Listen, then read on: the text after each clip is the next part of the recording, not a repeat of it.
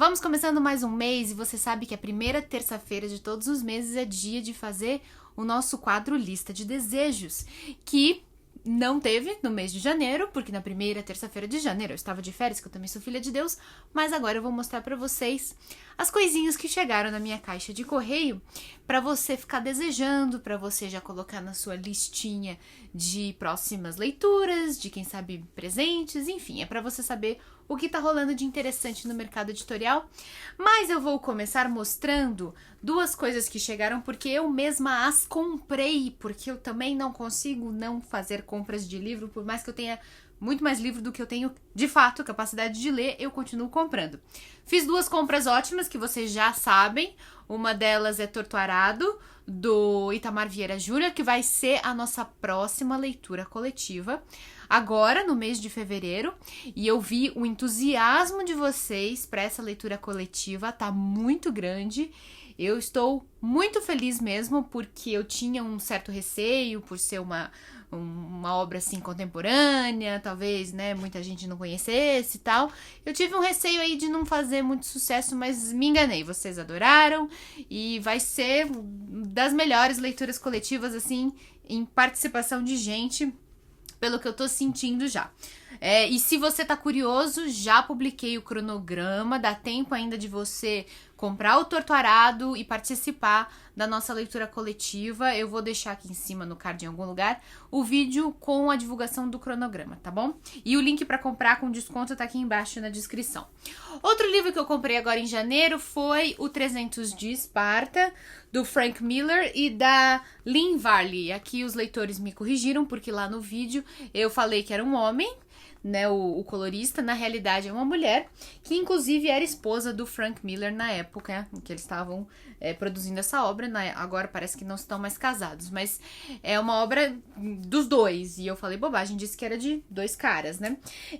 Eu comprei esse livro, que é muito famoso, ficou ainda mais famoso por causa do filme de 2006, para celebrar a marca dos 300 livros resenhados. Vocês sabem que eu gosto de numerar as minhas resenhas, e já são aí 6 anos de canal, estamos entrando agora no 7º ano, e a gente já chegou a 301 livros resenhados, porque na sexta passada veio a resenha 301. E a meta é chegar a 1001 livros nesse ritmo. Já foi um terço, um pouquinho menos de um terço, mas foram 6 mais 12 anos. Bom, sei lá o que vai acontecer daqui a 12 anos, né? Não sei nem se vai ter YouTube, mas eu vou fazendo. Porque o gostoso, essa é uma coisa que a gente aprende na vida, assim, conforme vai ficando mais velho. O gostoso não é conquistar as coisas, gostoso é correr atrás de conquistar. A jornada é divertida. Quando a gente consegue alguma coisa, tá bom, é legal, não vou dizer que não, mas aí a gente já fica pensando em qual vai ser o próximo desafio. A vida é feita de jornadas e não só de conquistas. Vamos então, nossa, falei bonito agora, hein? Eu tô orgulhosa de mim, eu posso virar coach. Vamos então mostrar os livros que de fato as editoras me mandaram. Vou começar pelo Esplêndido e o Vil, do Erik Larson, uma saga sobre Churchill, família e resistência. Esse livro foi mandado para mim pela editora Intrínseca, e eu vou ler aqui para vocês a página de divulgação, né, com informações sobre o livro. Winston Churchill foi nomeado primeiro-ministro do Reino Unido no momento mais desafiador da Segunda Guerra Mundial, quando as tropas alemãs invadiam a Holanda e a Bélgica e já haviam tomado a Polônia e a Tchecoslováquia. Durante o ano seguinte, Hitler travaria uma incessante campanha de bombardeios, matando 45 mil britânicos. O desafio de Churchill era enorme: manter o Reino Unido e convencer o presidente norte-americano Franklin Roosevelt a apoiá-lo. Para quem não sabe, demorou um tempinho para os Estados Unidos entrarem na Segunda Guerra Mundial, né? Houve uma resistência e tal. Foi só com a guerra começada, um pouco depois. A gente fica achando, por causa do cinema, que os Estados Unidos foram os grandes protagonistas da Segunda Guerra Mundial, mas eles tiveram uma entrada meio tardia. Bom, e esse livro fala dos bastidores desse momento histórico. É um livro de um escritor e jornalista que constrói um retrato de Londres daquela época, do dia a dia do primeiro-ministro, da família dele e do quadro de conselheiros próximos que compunham o seu chamado círculo secreto. Uma história para quem gosta de guerra, não parece ser ficção, parece ser uma narrativa histórica mesmo, né? Uma reportagem histórica que tem aqui, ó, atrás da capa. Como é que se chama isso aqui? Folha de guarda? Não chama folha de guarda.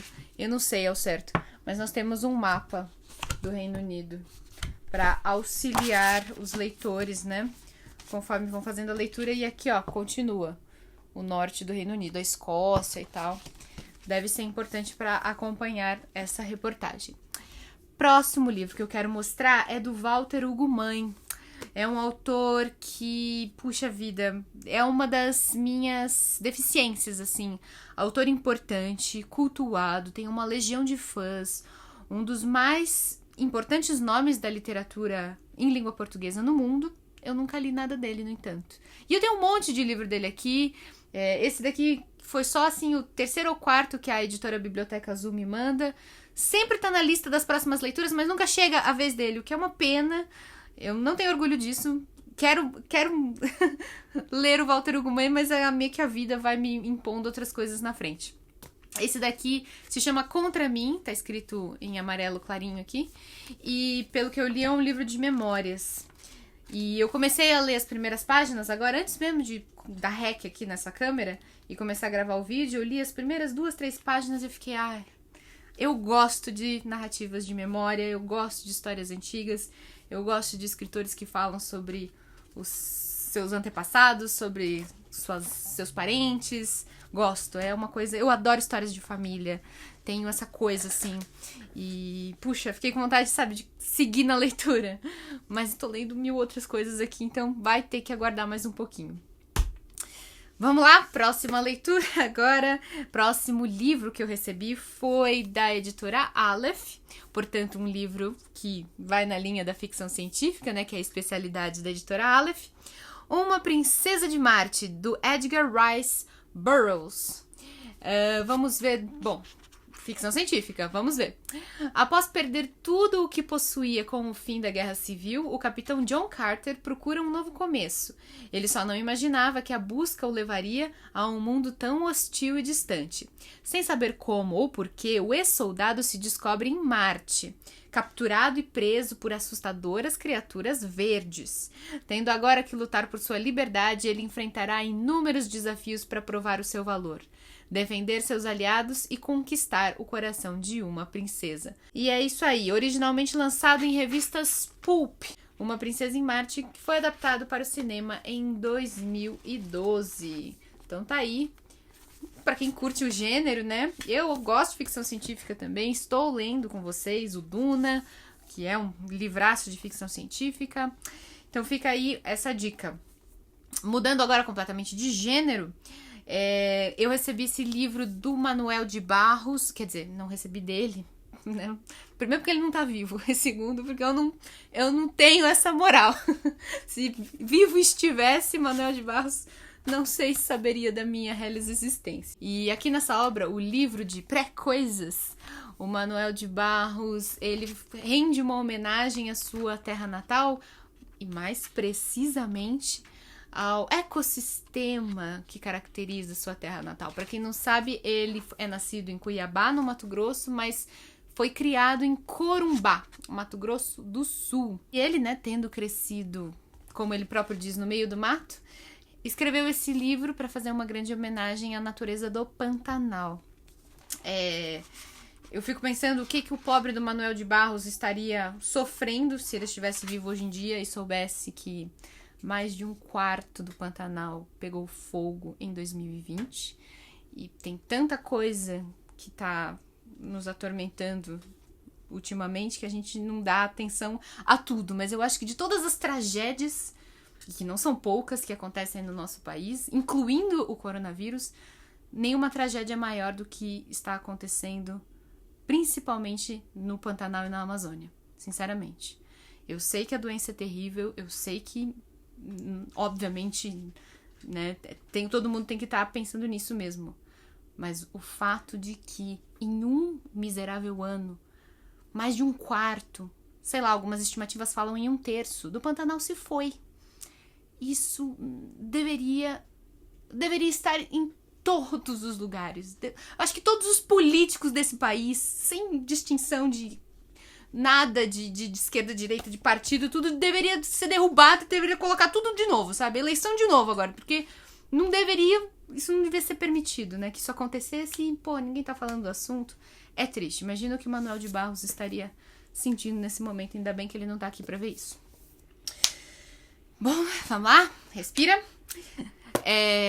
Mudando de assunto, mais um livro que vocês já viram aqui no canal, até porque ele foi a resenha da última sexta-feira, é A Trança, da Letícia Colombani, né? Letícia, porque ela é francesa, e esse é o jeito que se escreve Letícia em latim, vai ver, o pai dela, a mãe dela gostava de latim, porque deu pra ela o nome Letícia escrito em latim, Laetitia. Mas é um livro, assim, o mais internacional possível, porque ele não se passa na França, ele se passa em 3 lugares diferentes, é na Índia, na Itália e no Canadá, e é um livro lindo, e eu fiquei muito feliz de ter conseguido transmitir pra vocês a beleza desse livro, porque a resenha fez sucesso, vocês ficaram curiosos, é uma história realmente doce, emocionante, e que passa uma mensagem muito, muito, muito bem-vinda de esperança no final. E não vou falar mais nada porque seria tudo spoiler. Inclusive a editora Intrínseca me mandou 2 cópias desse livro. Pode ser então que eu faça sorteio em breve desse A Trança. Próximo livro que me chegou foi enviado pela editora HarperCollins. Pão de Açúcar, do Afonso Reis Cabral. O título poderia indicar que se tratar de uma história do Rio de Janeiro, escrito por um escritor carioca, com personagens cariocas, mas não. Essa é uma história romanceada de um crime bárbaro que aconteceu na cidade do Porto, em Portugal, em 2006, que envolveu o assassinato brutal de uma travesti brasileira, como tantas... Puxa, eu 10 anos atrás, 2010, eu estive na Itália, né? Eu fiz um curso lá, fiquei alguns meses morando em Roma e eu percebi que é grande, conversando, né, com italianos e tal, como é grande a quantidade de brasileiras que vão à Europa para se prostituir. Tanto mulheres cis, quanto trans ou travestis, enfim. É tão grande esse número que existe um preconceito enorme, inclusive, contra brasileiras na Europa. E imagino que talvez em Portugal a situação seja até mais grave do que na Itália, né? Porque tem a proximidade da língua. E o fato é que uma travesti brasileira foi mesmo assassinada por um grupo de adolescentes. Foi um daqueles crimes assim que chocou a sociedade, que abriu os olhos das pessoas pro problema da transfobia e tal. E, enfim, aí o Afonso Reis Cabral escreveu esta história de maneira romanceada, sob o ponto de vista de um dos assassinos. Ele tentou entrar na cabeça de um desses assassinos, um garoto, gente, era adolescente, impregnado, encharcado e embebido de conceitos distorcidos e tóxicos sobre uma dita masculinidade, né, ideal, e que se aproximou, teve todo um relacionamento com essa brasileira, e no fim ele e os amigos acabaram agredindo ela até a morte. É uma história pesada, mas assim, eu li entrevistas com o escritor, ele disse que a ideia dele obviamente não é passar a mão na cabeça de agressores, é lógico que não, mas é tentar entender o que passa na cabeça de jovens, né, tão doentiamente contaminados aí pelo preconceito, pelo ódio, pela xenofobia também, porque eram portugueses, né, hostilizando uma brasileira. Então, assim, ele tá tentando entender esse mecanismo pra gente tentar combater essa educação zoada aí que meninos ainda têm, né, nos dias atuais. Falando em educação, falando em meninos, falando em feminismo e tudo mais, a editora Rosa dos Tempos me mandou da Rosemarie Muraro, que é a feminista brasileira, a patrona do feminismo brasileiro, grande pensadora, uma mulher fantástica. Os 6 Dias em que Fui Homem, um livro que ela tinha publicado e que estava esgotado no Brasil. Aqui, ó, clássico de Rosemarie Muraro. Deixa eu mostrar aqui a capa para vocês. Volta em edição comemorativa. Em comemoração aos 90 anos que a Rosemarie completaria em novembro, o selo Rosa dos Tempos, que foi fundado por ela e hoje faz parte do Grupo Editorial Record, está trazendo de volta este livro que ela tinha publicado nos anos 90. Em Os 6 Meses que Fui Homem, a patrona do feminismo brasileiro apresenta um ensaio vivo e atual que tem como mote a participação da autora como candidata a deputada federal na Constituinte de 1988. A Rosemarie Muraro era um verdadeiro espírito livre e com este livro ela nos ajuda hoje a encontrar um espelho no qual as mulheres brasileiras possam se olhar com respeito e amor por si mesmas. Tá aí. Eu já tinha lido um trabalho muito importante dela, que eu apresentei para vocês no ano passado, que é a edição brasileira do Maleus Maleficarum. O Martelo das Feiticeiras, aquele manual da Inquisição para punir e caçar bruxas, que segundo o próprio manual eram quase sempre mulheres e jamais homens. É um livro muito machista, mais que machista, né? Um livro misógino e um livro que motivou e justificou a violência contra mulheres durante séculos. Foi a Rosemarie Muraro que trouxe essa edição para o Brasil, que providenciou a publicação, a tradução dessa obra, a divulgação. Então eu já conhecia a importância do trabalho dessa mulher. Mas nunca li nada dela, então muito legal ter recebido esse livro. E agora, vamos mudar de assunto completamente? Vamos, assim, dar uma volta, vamos até mudar de país, porque eu sou uma youtuber muito chique. Eu sou muito famosa. Eu tenho gente que me assiste do mundo inteiro. E eu tô falando sério agora. Eu tenho um leitor que me acompanha, vocês não imaginam de onde. Do meio do Oceano Atlântico. Ele me acompanha das Ilhas Canárias, que assim, faz parte da Espanha, é um arquipélago lá de ilhas espanholas, só que muito longe da Europa, assim. Fica mesmo no meio do Oceano Atlântico mesmo. E eu tenho um leitor que me acompanha de lá e que já tinha me mandado no ano passado um livro de um autor das Ilhas Canárias. Eu mostrei aqui num outro vídeo de lista de desejos. E ele me mandou outro agora. Esse livro aqui, ó, que se chama El Salvaje Gentilhombre de Tenerife, que significa o selvagem cavalheiro, né? Gentilhombre seria gentil homem ou cavalheiro em português, de Tenerife, que é uma cidade das Ilhas Canárias. É a história real do Pedro Gonçalves, que é uma figura histórica do século XVIII, que era um homem, eu já conhecia, viu? Ah, deixa eu falar o nome dele, né? Eu esqueci de falar o nome do leitor. O nome dele é Cristo Marrero Gonçalves. Eu já conhecia, viu, Cristo, esse personagem, porque eu li aqui, ó, a versão clássica da Bela e a Fera, da Madame de Beaumont, e da Madame de Villeneuve, porque essa história tem 2 versões, mas ambas as versões são inspiradas nesse cara aqui. Essa é a fera da vida real, vocês podem ver pelas pinturas que foram feitas dele.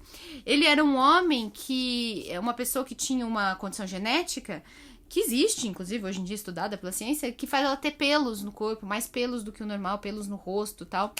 E essas pessoas nos séculos passados, né, no século XVIII, eram consideradas aberrações, eram consideradas mais animais do que gente, olha só que absurdo.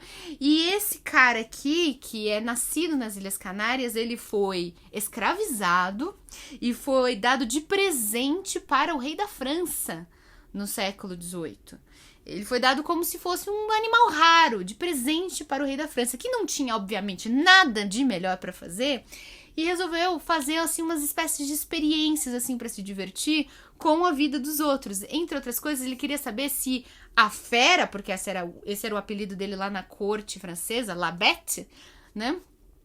Queria saber se era possível educar uma fera, despertar a sofisticação, a inteligência de um animal selvagem, e obviamente que é possível, porque ele não é um animal selvagem, é um ser humano. E o cara, enfim, pelo menos assim, apesar de ser um escravo, ele foi tratado bem, ele foi educado, ele virou um sujeito culto, que falava línguas e tal. E não satisfeito com isso, né, o rei da França ainda achou que seria divertido promover o casamento arranjado dele com uma moça linda, com uma bela, para ver o que nasceria da junção entre uma fera e uma bela. E aí ele arranjou um casamento, achou uma coitada lá pra casar, nem avisou a menina que ela ia casar com a fera. Ela ficou sabendo assim, quando chegou na igreja, a menina desmaiou, sabe, aquela coisa assim. Mas assim, felizmente, era realmente um cara muito do bem. Ele era inteligente, sofisticado, gentil de verdade. E por incrível que pareça, tinha tudo pra dar errado, mas eles de fato acabaram se apaixonando na vida real, a Bela e a Fera, e tiveram filhos e tal. Alguns desses filhos nasceram com a mesma condição, né, genética que deixa o cara peludo e tal. Essas crianças, infelizmente, foram mandadas para várias cortes na Europa inteira, também como animais de estimação, olha que absurdo.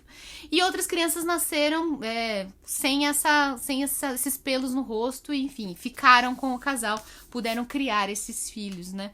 Porque eles não eram exóticos e não fazia sentido dar de presente para os outros. Então, assim, é uma história de violência, é uma história horrorosa, mas é uma história real. E aqui parece ser a história dessa pessoa. E eu tô muito feliz, é um livro que veio lá diretamente das Ilhas Canárias, do Roberto Zapperi. E é isso aí. E eu, viu só como eu entendo, gente? É porque eu estudei muito pra fazer a resenha da Bela e a Fera, né? Então, se você quiser assistir também, eu vou deixar aqui em cima no card. Prosseguindo, então, com a nossa lista de desejos, falando em pessoas históricas, vou mostrar pra vocês, a editora Blucher me mandou 2 edições do que parece ser uma coleção chamada Pequenos Livros sobre Grandes Pessoas. São pequenas biografias para o público infantil de pessoas assim notáveis. E eles me mandaram do Stephen Hawking, né, um cientista que todo mundo conhece, que escreveu Uma Breve História do Tempo, um livro assim que eu juro que eu tentei ler e entender. Talvez eu tenha entendido uns 20% do livro, mas mesmo assim eu me senti importante por ter entendido isso. E escreveu mais um monte de outras coisas, né? Ele é realmente importante. Eu é que não tenho capacidade para entender, mas é o físico dos nossos tempos e tal. E a Marie Curie, que é uma cientista também, só que ela é mais da virada do século XX. E ela é demais, assim, a primeira mulher a ganhar o prêmio Nobel, acho que foi de Química que ela ganhou. Ela inventou a palavra radioatividade, porque ela descobriu essa propriedade dos elementos, a radioatividade, ela descobriu elementos químicos. É uma mulher fantástica. E, ó, o livro é bem pro público infantil mesmo, ó. Ele é todo cheio de ilustrações, ele é todo divertido. E achei bem legal mesmo. Tomara que tenha mais edições dessa coleção, que é algo realmente que eu, quando era criança, certamente ia gostar muito de ler. Vamos continuar então? Nova Fronteira me mandou um livro com uma coleção de frases de Nelson Rodrigues. Se chama justamente Frases Inesquecíveis de Nelson Rodrigues. Só os profetas enxergam o óbvio. É uma dessas frases que dá, né, inclusive título ao livro. E é isso, é um livro daquelas de frases, né? Quem conhece o Nelson Rodrigues sabe que ele era um figuraço, assim. Inclusive, não só pelo lado positivo, não só pelo lado luminoso, mas ele era um cara que tinha uma história meio sombria, uma vida marcada por um monte de traumas, mas ele tinha uma lucidez, uma capacidade de diagnosticar as hipocrisias da sociedade no tempo dele, que é a primeira metade do século XX, que é absurda. E ele era um cronista, um jornalista. Ele inventou coisas que a gente fala até hoje. Por exemplo, dizem que é dele a ideia de que os brasileiros sofrem do complexo de vira-lata, né, se sentem inferiores aos outros países. E aqui, enfim, tem um monte de frases dele. Ele escrevia muito sobre futebol, como vocês podem ver. Aqui, ó, uma parte só sobre futebol. Um pênalti equivale a um soco na cara do goleiro. O infeliz sofre um verdadeiro nocaute moral. Isso certamente foi extraído de alguma das crônicas de futebol que ele escrevia, porque eram muito famosas. Mas não é só sobre futebol que ele escrevia, claro que não. Por exemplo, aqui, ó. O maior inimigo do amor é a falta de dinheiro. Isso é uma frase que ele colocou na boca de uma personagem no livro Meu Destino é Pecar. Enfim. Inclusive, estou... Ai, eu melhor não falar, porque essas coisas dão azar, mas eu tô meio que negociando livros aí do Nelson Rodrigues pra trazer em breve aqui pra vocês. Eu tô conversando com as editoras, né? Vamos ver se vai dar certo. Bom, mais um livro aqui que chegaram, esse vocês também conhecem, é o Pachinko, da Min-Jin Lee. Foi a última resenha que eu publiquei em 2020. Livro muito legal, que se passa na Coreia, que se passa no Japão, e conta a história assim, do século XX nesses dois países. Começa lá em 1910 e vai atravessando as décadas, passa pela Segunda Guerra Mundial lá no Japão, que foi, vocês sabem, né, aquele furdunço lá. Fala sobre os coreanos que foram explorados, né, porque eram colônias, né, eles eram cidadãos de segunda classe, né, dentro do Japão, os imigrantes que vinham da Coreia, afinal a Coreia era um país dominado pelo Japão. E, enfim, vai contando a história ao longo do século XX, é um livro muito legal, uma saga familiar. Amo esse tipo de livro e recomendo pra todo mundo o Pachinko porque é muito legal. Veio lá no Clube Intrínsecos e agora chegou nas livrarias. A editora HarperCollins me mandou, olha aqui, Blonde, da Joyce Carol Oates. Esse livro estava esgotado no Brasil, mas agora eles estão relançando porque a Netflix vai transformar esse livro em série. E esse livro aqui, que na verdade é o primeiro volume de uma série de livros, conta de maneira romanceada a história de vida da Norma Jean Baker, que você conhece pelo nome artístico de Marilyn Monroe. A maior estrela, assim, dentre as mulheres, eu acho que nenhuma chegou a virar o símbolo que ela virou. Óbvio que o Hollywood, lá, a história do cinema americano tem inúmeras divas, uma melhor do que a outra, mas eu acho que nenhuma alcançou o nível de estrelato de Marilyn Monroe, porque além de atriz, ela era um símbolo de uma era, né? Ela era um símbolo absoluto de beleza e tal. E ainda por cima, isso que é a coisa mais interessante, assim, foi uma mulher que sofreu um bocado dentro dessa indústria cultural e cinematográfica cruel que transforma mulheres em símbolos sexuais, pouco se importando com os seus sentimentos. Ela sofreu pra caramba, depressão, teve um monte de problemas, morreu de suicídio, se não me engano. Eu sei que ela teve uma overdose de remédios e tal, e especulam que ela tenha tirado a própria vida. Enfim, aí a história dela, assim, é tão famosa quanto a imagem dela, sabe? Você tem duas Marilyns, né? Você tem a mulher linda, sedutora, sexy, que todo mundo conhece e absolutamente todas as mulheres gostariam de ser iguais a ela, assim, em aparência. E você tem a pessoa real, né? Que é a Norma Jean Baker, que é o nome verdadeiro dela, que também estudam a vida dela com obsessão, porque tem vários lances, assim, interessantes. Aí fizeram essa série de livros e a Netflix vai transformar tudo isso em série, né, que tá pra estrear, por isso que eles estão relançando o livro. Para fechar a nossa lista de desejos, a editora Companhia das Letras me mandou 3 livros da coleção deles, do Carlos Drummond de Andrade, mas especificamente da parte de prosa da obra do Carlos Drummond de Andrade, porque a gente conhece muito o trabalho dele como poeta. De fato, foi um dos maiores poetas brasileiros, mas ele também era um cronista que escrevia regularmente em vários jornais e que, assim, os textos que ele fazia diariamente nos jornais são também de uma beleza, de uma poesia tão grande, que foram sendo reunidos ao longo da vida dele em antologias, né? Então você tem essas 2 antologias aqui, né? O Cadeira de Balanço, que foi publicada nos anos 60, e esse aqui, que é a última de todas, o Moça Deitada na Grama, que foi publicado nos anos 80, foi o último, né, livro que ele publicou de antologia de crônicas, ele já estava bem, bem velhinho. E aqui a gente tem uma coleção chamada Tempo, Vida, Poesia, que é, na verdade, a reunião de entrevistas que ele deu nos anos 50 para a Lia Cavalcante, uma jornalista. E aí foi sendo publicado no Jornal do Brasil. E é uma série de entrevistas que ficou famosa, fez muito sucesso e depois foi reunida e publicada em forma de livro. Então é isso, gente. A obra do Carlos Drummond de Andrade Muito, muito bacana. Obrigada também às editoras que me mandaram.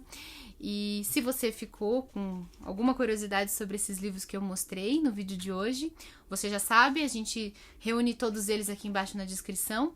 Se você comprar esses livros usando os links que eu deixo aqui embaixo, que são da livraria Amazon, você ajuda esse projeto a continuar existindo. E eu agradeço muito aos padrinhos e madrinhas que continuam me acompanhando já tem tantos anos e que permitem que eu venha aí trazendo literatura, que eu faça da minha vida, né, um eterno correr atrás de livros e leituras atrasadas para trazer o máximo de conteúdo de qualidade possível, né, dentro da minha capacidade para vocês. Eu sempre tô trabalhando assim com ao máximo das capacidades dos meus motores. Eu leio o máximo de coisa que eu consigo, porque eu sei que é o que vocês esperam de mim e é o que vocês merecem, que eu entregue assim bastante conteúdo de qualidade sobre literatura. Um beijo pra todo mundo então, gente. A gente se vê no próximo vídeo. Tchau.